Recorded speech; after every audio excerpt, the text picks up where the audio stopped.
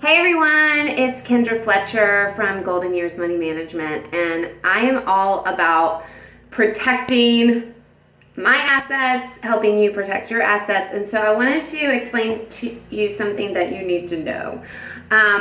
This is a toilet connector, and apparently years ago a lot of builders got these from overseas and they weren't certified by the CSA. I don't even know what that is, but I think it's like a plumbing association. And what is happening now is these nuts here, these plastic pieces were really poor quality, and they are cracking or breaking and causing a lot of water damage to people's homes. Now, just to give you an idea, I live in a subdivision of 49 homes, and I know of 3 homes, and this is only the ones I know of, in like the past year where this cracked and caused thousands and thousands of dollars of water damage in the home. And so it's really important to take a look at yours. I don't know how you tell if it's a bad one or not, but I know that everyone in my subdivision is replacing these. It's a $5 replacement. It's something that you can do yourself, and it can save you thousands and thousands of dollars. So I'm going to give you step-by-step instructions on how to do this. I am not a plumber. I would say I'm like reasonably handy, like I hung the pictures behind me, but I'm not a plumber, and if I can do this, I know that you can too, and it's going to potentially save you from a really messy situation.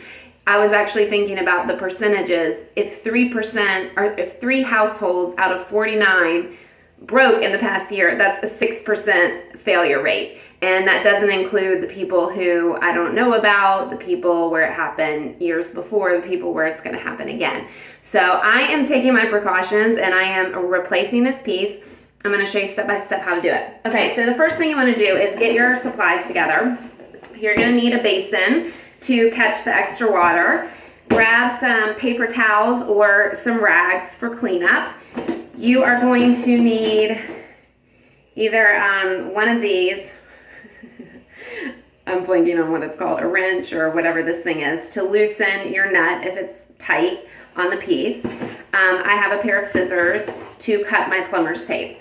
So in order to do this, the main 2 supplies you need are this toilet connector. So it's called, this one's called a brass craft toilet connector. And then you need some plumber's tape. It looks like this. Now, when I went to buy this at the store, there are ones for the sink and there are ones for the toilet. So make sure you get the ones for the toilet. I don't know if these are all standard size. So if you're not sure, just take one off from your house and bring it to the store and ask someone to make sure that you get the exact right sized replacement. Okay, so those are all your materials. Step 1 is to turn off the water. Now, you can just turn off the water at the source of your toilet, but since I am not a super handy person, I just wanted to lower my risk. So let me get this right. So before starting, I actually turned off the whole house water. I ran the bathtub to drain it because I just, in case like something broke, I didn't want to have a mess on my hands. So that's optional if you want to turn off the whole house water. What is required is to turn this piece, so you're turning off this supply of water. And so you're going to do that by turning righty-tighty, which I already did. So you're just going to turn that off. So you've stopped the water supply. And then the second thing is you want to flush the toilet so that there's no water up here in the tank. And I already did that as well, but you're just going to flush until all the water's out. Okay, so now you have completed step 1. You've turned off the water. Now I'm going to just bring my bucket up here so I have something to drain into. And I'm going to loosen this white piece up here. And you can see there's a little water kind of dripping out. Hopefully, am I doing the right piece? Oh, wait. Woo, I think that's the wrong piece. Okay, hold on. I told you I'm Let me screw that piece back in. Let's do this. I was doing the wrong piece. Okay, there's your lesson. There's always a lesson. See, I was doing that upper white piece. I need to do the lower one, I think, and I can't quite get it with my hands. I'm gonna take this guy, lefty loosey.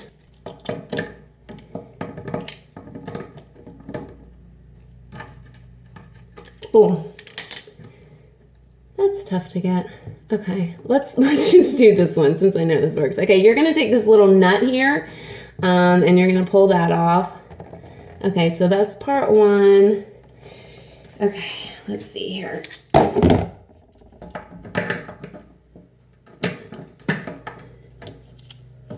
Let's see.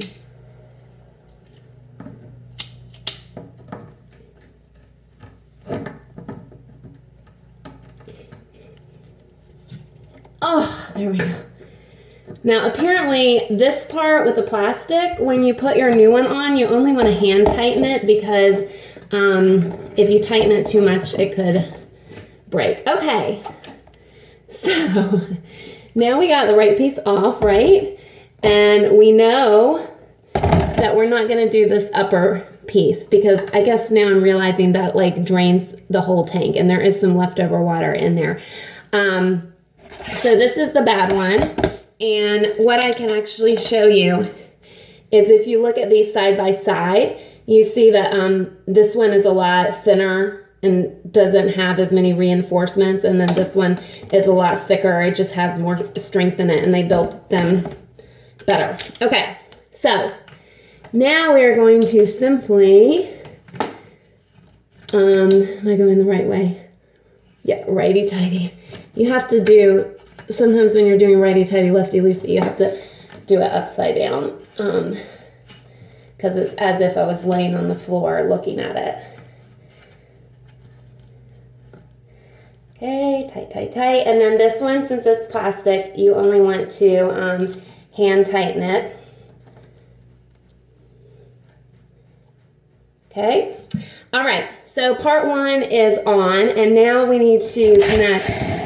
Let me move this out of the way. Let me get I gotta wipe up a little of my mess. So now we need to do this piece. Now apparently, let me take this tag off. Apparently, this is where you need the plumber's tape between the metal going into the metal, because it helps to keep the seal. So I'm gonna take my plumber's tape now.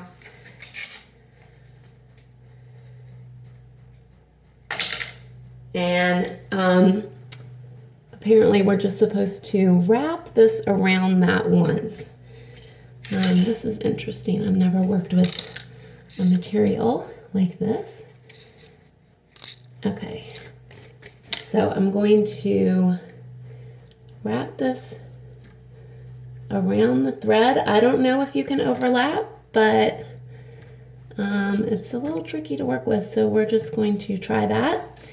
And this is a little bit hard to bend, but let's get this in place and then we will do a righty-tighty on here.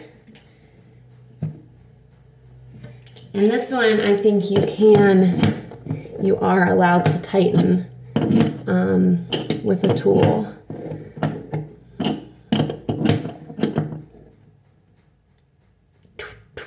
Okay, I'm not gonna like over tighten it, but it looks good. Okay, so now would be got this tight. Let's make sure okay, I think I did that. Okay, so now is the last piece, which is like the test to see if it worked. So all you're gonna do is backtrack on the first steps, which are you are going to let me change the oh, it's not letting me change. Okay, so you're just gonna go back in here and you are going to loosen this piece, lefty-loosey, on that guy. And then if you didn't turn the power supply off outside, you can just flush and test it. For me, I'm actually going to need to go outside and turn the water supply back on, and then I will test it. I like to take precautions, so I'm probably going to leave this bucket under there for a day or two just to make sure, because again, I'm not a plumber and I'm just trying to do this to save a little money. But again, $5 to replace these. It could save you thousands of dollars of damage. And like I said, I'm Kendra Fletcher from Golden Years Money Management. I have lots of info on my website about helping you to save, protect your finances, and get organized with your life affairs. I hope you have a fabulous day.